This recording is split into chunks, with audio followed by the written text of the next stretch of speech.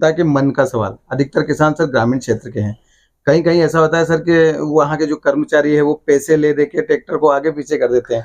तो ऐसी स्थिति में किसान क्या करे? देखिए, शासन द्वारा किसानों को क्या क्या सुविधाएं खरीदी केंद्र पर दी जा रही है? किसान अनाज बेचता है, उनके खाते में पैसे कितने दिनों में पहुंच जाने चाहिए?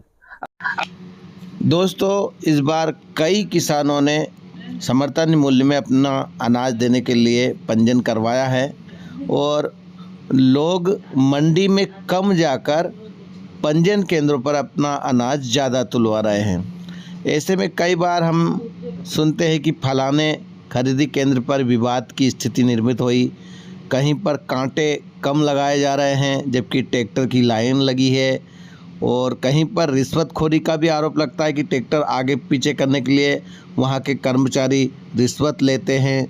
साथ ही जो खरीदी केंद्र है वहां पर क्या क्या व्यवस्थाएं होनी चाहिए, क्योंकि अधिकांश किसानों को पता नहीं होता कि क्या क्या रूल है, क्या क्या नियम है, बैठने की व्यवस्था कैसी होनी चाहिए। तमाम तरह के सवाल हमारे मन में आते हैं। इसीलिए हमने राजगढ़ के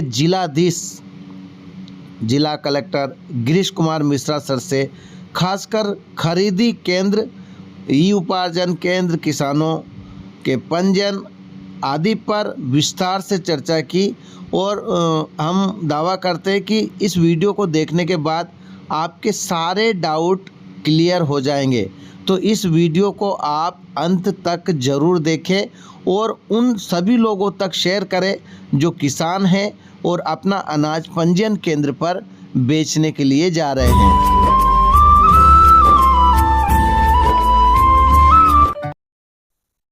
जी नमस्कार राजगढ़ वासियों, मेरा नाम रामबाबू गौड़ है और आप मुझे रंगीलो राजगढ़ चैनल पर देख रहे हैं। जैसा कि आपको पता है कि इस समय किसानों ने अपनी फसलें लगभग काट ली है और वो अपना अनाज या तो मंडी में बेच रहे हैं या प्रशासन द्वारा जो समर्थन मूल्य के जो खरीदी केंद्र बनाए हैं वहां पर बेच रहे हैं। ऐसे में कुछ खबरें आ रही है कि कहीं पर हिमाल नहीं है, कहीं पे लंबी लंबी लाइनें लगी है, देरी से तोला जा रहा है, कहीं पे कांटे कम लगे हैं। तो ऐसी स्थिति में किसान क्या करे, इस असुविधा से बचने के लिए क्या करें? इन्हीं सवालों के जवाब लेने के लिए आज हम जिलाधीश महोदय के पास आए हैं और इनसे चर्चा करेंगे, विशेष तौर पर किसानों का जो अनाज है खरीदी केंद्र है उनके बारे में। सर, सबसे पहला सवाल तो हमारा ये है कि जो किसान हैं, लंबी लंबी लाइनें लगी रहती है सर, हिमाल तोलते नहीं हैं, परेशान हो जाते हैं किसान। देखिए, पिछली बार जैसे 2023-24 के हमारे जो खरीदी केंद्र थे उससे काफ़ी ज़्यादा इस बार खरीदी केंद्र हम लोगों ने बढ़ाए हैं। शासन ने 100 लगभग प्रमाणित हम लोग को आंकड़ा दिया था।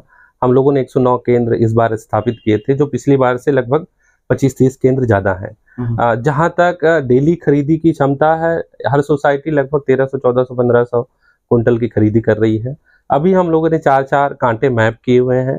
कुछ सोसाइटियों, लगभग 7-8 सोसाइटियों का 6 कांटों का आवेदन है। जहाँ पर ज़्यादा आवक हो रही है वहाँ हम लोग 6 कांटों की भी अनुमति जारी कर चुके हैं। जहाँ तक उपार्जन का प्रश्न है तो स्लॉट बुकिंग में निश्चित तौर पे किसानों को ये सुविधा जरूर रही है। स्लॉट के आधार पे वो आते हैं और अपने माल की तुलाई करते हैं। यथासंभव उसी दिन खरीदी हो रही है या नेक्स्ट डे उनकी खरीदी हो जा रही है। अगर कहीं असुविधा हो रही है तो हम लोग उन केंद्रों को चेक कराएंगे। सर, प्रशासन द्वारा किसानों को क्या क्या सुविधाएं खरीदी केंद्र पर दी जा रही है? देखिए, खरीदी केंद्र पे जो निर्देश है हमारे, एक तो मानक निर्देश ये है कि सभी जगह हमारे जो है पानी की व्यवस्था रहे, हमारे उपार्जन केंद्र का एक सूचना पटल रहे, उपार्जन केंद्र का बैनर रहे, साथ ही साथ जो मानक खरीदी है गेहूं को लेकर के या हमारे अरहर और अन्य जीन्स को लेकर के, उनमें जो मानक मात्राएं, प्रमाणित मात्राएं हैं, जो जिसको हम बोलते हैं FAQ, उसके संबंध में कितने % अलाउड है उसका एक बैनर होना चाहिए। साथ ही साथ 4 तोल कांटे मैप है तथा संभव सभी का कैलिब्रेशन सर्टिफिकेट वहां पे होना चाहिए और तोल कांटे होने चाहिए। हमालों की व्यवस्था, खास करके केंद्र पर हमालों की व्यवस्था जनरली सोसाइटी करती है, लेबर सोसाइटी मुहैया कराती है। तो ये सारी व्यवस्थाएं वहां पे होनी चाहिए। सर, अनाज की जो गुणवत्ता होती है वो किसान को पता नहीं है। बहुत सारी जगह ऐसे भी मामले आते हैं कि कुछ खराब होते हैं लेकिन वो बताते हैं कि नहीं ये बिल्कुल खराब है, हम नहीं खरीदेंगे इससे। देखिए, गुणवत्ता को लेकर के जो हमारे नोडल ऑफिसर्स हैं उनकी ट्रेनिंग की गई है। जो वहाँ पे पदस्थ हैं शासकीय नोडल ऑफिसर्स, साथ ही साथ सर्वेयर जो है जो कि बीएससी एग्रीकल्चर इस तरह के बंदे हैं, उनकी प्रॉपर ट्रेनिंग की गई है। और सोसाइटी मेंबर्स की खास करके ऑपरेटर्स जो हमारे सोसाइटी के, उनको ट्रेनिंग दी गई है। क्वालिटी को लेकर के बहुत ही साइंटिफिक और बहुत ही कैलिब्रेटेड मेथड है। पहले मुझे लगता था कि ये जस्ट सब्जेक्टिव होता है कि एक आदमी ने देखा और बता दिया कि ये एफएक्यू है, नॉन एफएक्यू है, बट 2-4 जीन्स को जब मैंने खुद कैलिब्रेट किया और ये पाया कि नहीं ये बहुत ही साइंटिफिक मेथड है, तो निश्चित तौर पे इन सभी लोगों को ट्रेनिंग दी गई है।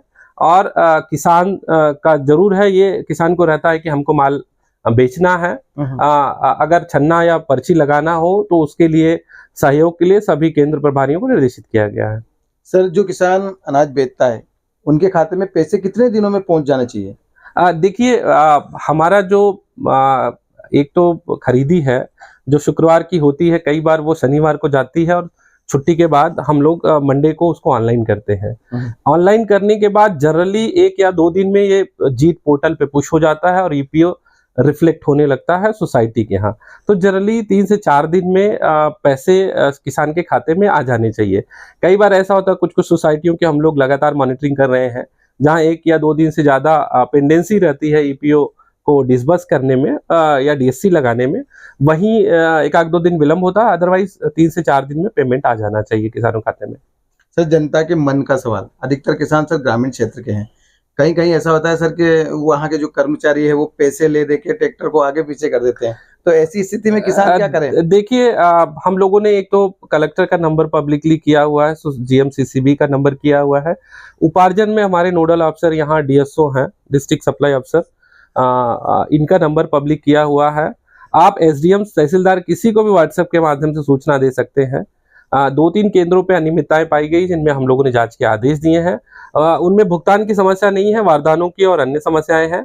निश्चित तौर पे अगर किसान को असुविधा हो रही है तो इन नंबरों पे व्हाट्सएप के माध्यम से किसी को भी सूचना दे सकते हैं, हम लोग कार्रवाई करेंगे। सर, जो ये कांटे हैं 50-50 किलो का है, 1 कुंटल का नहीं हो सकता क्यों? देखिए, कांटे जो हैं, कांटे छोटे तोल के ही हैं जनरली, सामान्यतः। हमने ये इंश्योर करा है कि सभी कांटों का कैलिब्रेशन होके उनको सर्टिफिकेट मिल जाए, और मुझे अभी भी कोई केंद्र नहीं मिला है, लगभग 10-15 केंद्र मैंने खुद चेक किए हैं जहां की कैलिब्रेशन या जिसकी रिपोर्ट सोसाइटी प्रबंधक या ऑपरेटर के पास ना हो, सभी कांटों का कैलिब्रेशन किया गया है। यथासंभव कांटे बढ़ाने का भी आवेदन आ रहा है, तो हम लोग उस पर विचार कर रहे हैं। और सर, ये जो पंजीयन भी अभी हो रहे हैं, कितनी तारीख है, कब तक होंगे? पंजीयन को लेके शासन ने अभी 9 तारीख तक का समय बढ़ाया हुआ है। ये बड़ी खुशी की बात है कि राजगढ़ जिले में बम्पर आवक है, फसल बहुत अच्छी हुई गेहूं की। पिछले साल को हम अभी 15 दिन में ही क्रॉस कर चुके हैं। मुझे लग रहा है कि लगभग 3 लाख एमटी के आसपास हमारी खरीदी होगी। निश्चित तौर पे पंजीयन चूंकि 9 तारीख तक का है, तो अभी 2-3 दिन है किसानों के पास पंजीयन कराने के लिए। अब आखिर में सर 2 सवाल और मैं करूंगा जो हर बार करता हूँ। आज पूर्व विधायक धरने पे बैठ गए थे स्वास्थ्य सेवाओं को लेकर। देखिए, हेल्थ को लेकर के विधायक जी का सुबह टीएल था, सूचना मिली, मैंने सीएस और सीएमएचओ को भेजा। मुख्य मुद्दा उनका सिजेरियन सर्जरी को लेकर के है। हमारे पास गायनी डॉक्टर अभी जो कि सीजर कर सकती हैं, डॉक्टर तो हैं, सीजर वाले डॉक्टर्स अनुपलब्ध हैं। हमने उनको आश्वस्त किया है कि हम 2-3 दिन में व्यवस्थाएं बना लेंगे, या तो अटैचमेंट के माध्यम से या आयुक्त महोदय को हम लोग यहाँ से पत्र भेजेंगे और वहाँ से किसी की व्यवस्था के लिए आग्रह करेंगे। शिक्षा के लिए कोई नया नवाचार सर? देखिए, शिक्षा के लिए हम लोग लगातार प्रयास कर रहे हैं। इस शैक्षणिक सत्र में हमारा प्रयास यही होगा कि हम लोग ज़्यादा से ज़्यादा बच्चों को पहले इनरोल करें। आने वाले समय में प्राइवेट स्कूलों से और वेंडर से हम लोग पुस्तक मेले के लिए सभी ब्लॉक में आग्रह कर रहे हैं, जो कि अप्रैल में हम लोग लगा रहे हैं। हमारा प्रयास होगा कि गार्जियन को असुविधा ना हो। साथ ही साथ निरीक्षण को हम लोग और प्रभावी आने वाले समय में करेंगे। सर, अंत में, क्योंकि ये पूरा टॉपिक ही किसानों के लिए था, क्या कहेंगे सर किसानों को? देखिए, मैं किसान भाइयों से आग्रह करना चाहता हूँ।